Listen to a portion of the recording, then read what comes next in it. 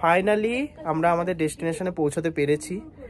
বলছিলাম যে অর্ধেকটা এসছি 4 কিলোমিটার এখনো বাকি, 5 কিলোমিটার বাকি, বাট 9 কিলোমিটার ক্রস করে একেবারে পরেশনাথ মন্দিরে এসে পৌঁছেছি। এই যে রূপোর দরজাটা দেখতে পাচ্ছ, সহেলি দাঁড়িয়ে আছে তার ঠিক ব্যাকে, এটা হচ্ছে ব্যাকগ্রাউন্ডের দরজা, সামনের দরজাটা সামনে আছে।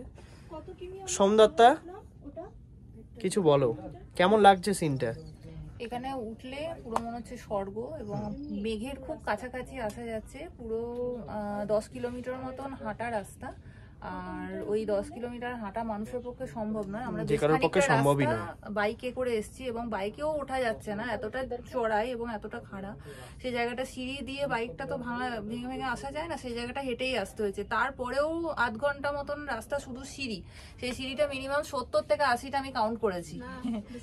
295টা সিঁড়ি মন্দিরটার সামনে, হ্যাঁ মন্দিরের নিচ থেকে পর্যন্ত আসা পর্যন্ত 295 করছি। সহেলি তোমার কেমন লাগছে? এক্সপেরিয়েন্সটা শেয়ার করো। ফাইনালি পৌঁছাতে পেরে কেমন লাগলো?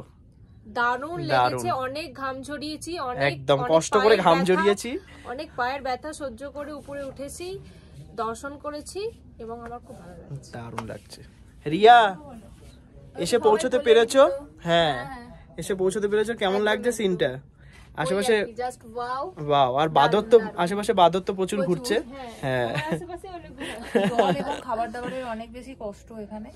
হ্যাঁ কষ্ট এখানে, বাট ন্যাচারাল ভিউ আর ন্যাচারাল ভীষণ ভাইবটা ভীষণ ন্যাচারাল। এমন কিছু দূরত্বে নয়, কলকাতার খুব কাছে। হ্যাঁ কলকাতা থেকে খুব বেশি দূরত্ব নয়, বাট জায়গাটা বেশ সুন্দর, বেশ মনোরম। অনেকেই অনুরোধ করা রইলো শুভজিৎ।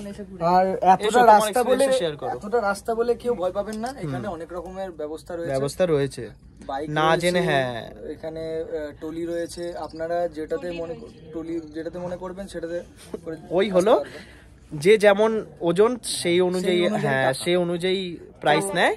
তো একটু পাতলা হয়ে আসার চেষ্টা করবেন, সেটা আপনি ডায়েট মেইনটেইন করছেন কিনা সেটা পুরোটাই আপনার উপর ডিপেন্ড করছে। আই ডোন্ট নো এই ব্যাপারে কিছু বলা যায় কিনা। সোনিয়া রিয়ার ক্ষেত্রে হয়তো 2000 টাকা নেবে, কিন্তু আমার না রিয়া তোমাকে নেবেই না, আমরা খোঁজ নিয়েছি তোমাকে নেবেই না, রিয়াদের ক্ষেত্রে 2500 টাকা আমাকে বলেছে তবু 4 জন লাগবে, তোমাকে নেবেই না।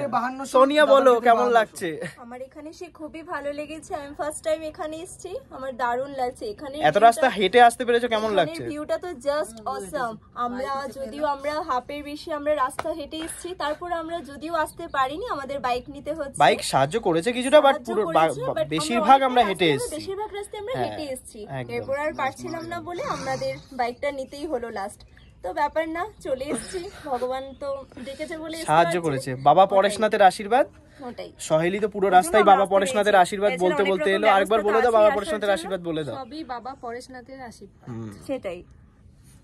সোমদত্তা জয় বাবা পরেশনাথ। জয় বাবা পরেশনাথ। শুভজিৎ জয় বাবা পরেশনাথ।